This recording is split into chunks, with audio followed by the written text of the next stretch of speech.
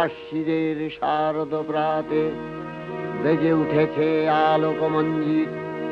ধরণীর বহিরাকাশে অন্তরিত মেঘমালা, প্রকৃতির অন্তরাকাশে জাগরিত জ্যোতির্ময়ী জগন্মাতার আগমন বার্তা।